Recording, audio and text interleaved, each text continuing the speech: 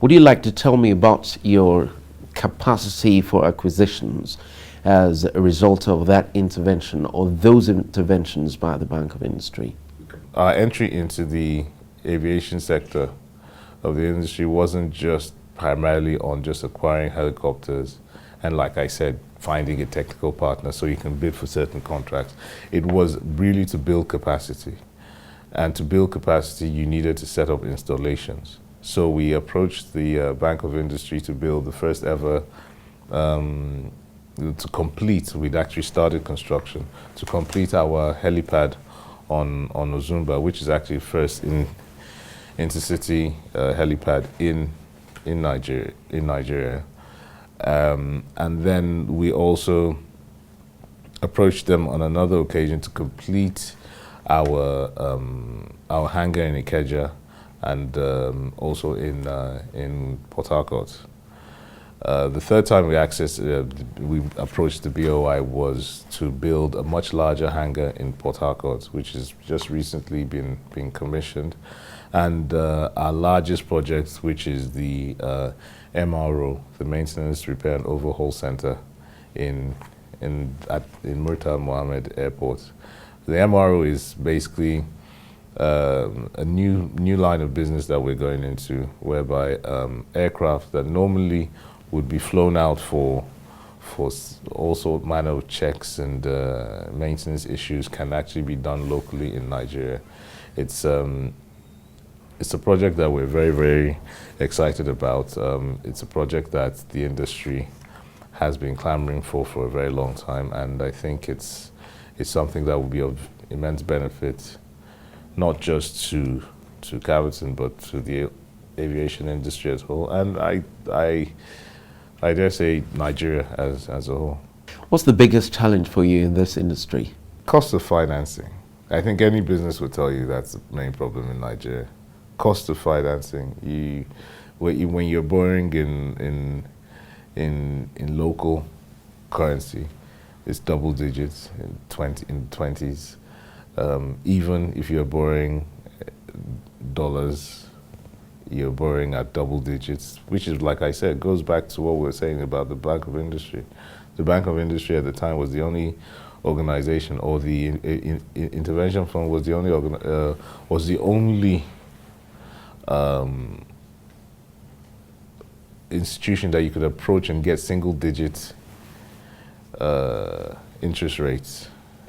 Everyone else was offering double digits. You can't survive, or no business can survive on that sort of high cost of financing, and let alone the aviation industry, let alone a Nigerian company operating in the aviation industry. Like I said, we are operating in a sector where our competitors are foreign companies that operate under very, very mild, I dare say, finance, under mild long-term finance terms.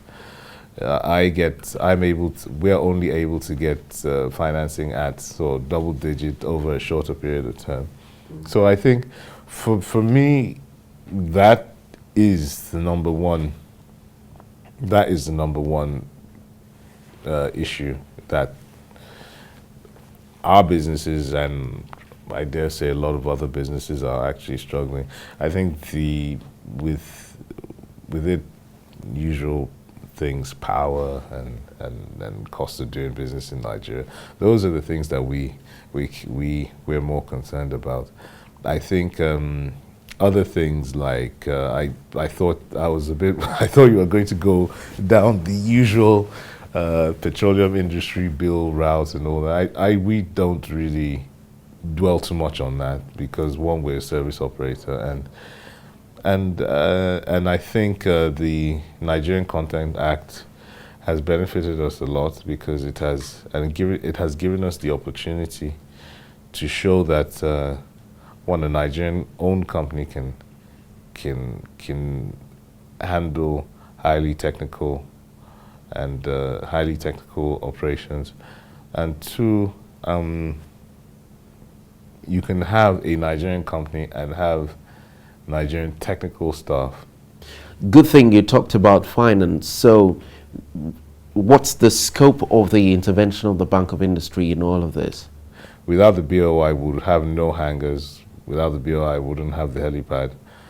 Without BOI, we wouldn't have the MRO. And I think on that alone, I think the BOI Intervention Fund has been very, very instrumental in the development of the company.